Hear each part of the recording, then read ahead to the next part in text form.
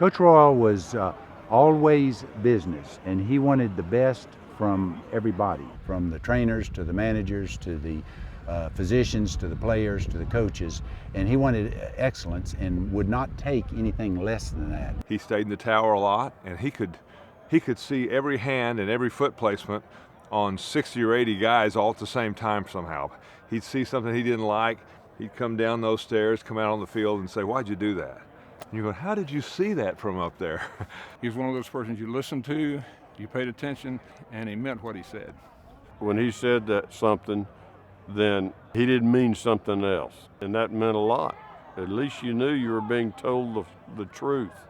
Coach Royal didn't come to the defensive end much, and if he did, we listened. I mean, if he showed up, there was something on his mind. If he said you weren't any good, he'd tell you you weren't any good, you're not going to play. There were certain rules you just did not violate in terms of technique. And he had other rules that you didn't violate too, but that's off the field.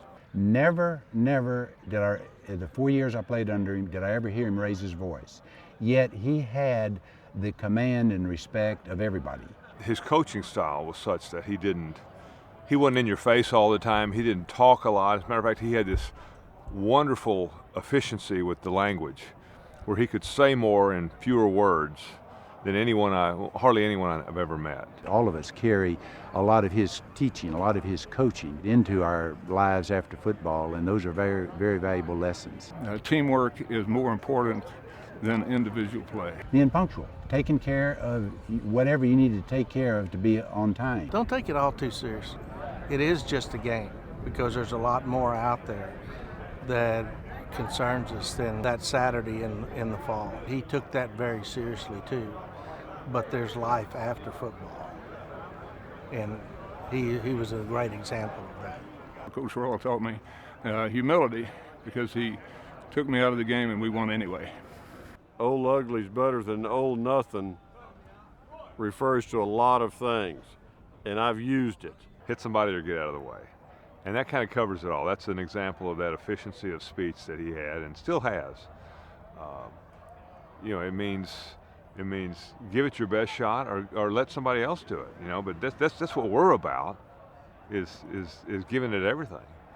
And that's a real life lesson. That's the lesson I try to teach my son. Is his son I don't care what you do. You want to play in the band, you want to play football and basketball, I don't care. Debate team, just try as hard as you can. Loyal as a friend. He was my dad's best friend, and for many, many years, and that meant a lot to us. When my father passed away, he came to the funeral. When I was inducted into several of the Hall of Fames, he was there. He was always there without asking. I was asked one time who were the three most important men in my life and the impact they had, and I named my father, my boyhood pastor, and Coach Royal. Honesty, loyalty, an inspiration, sincere, toughness, straightforward, fair. He was an amazing man. Focus, and hard work.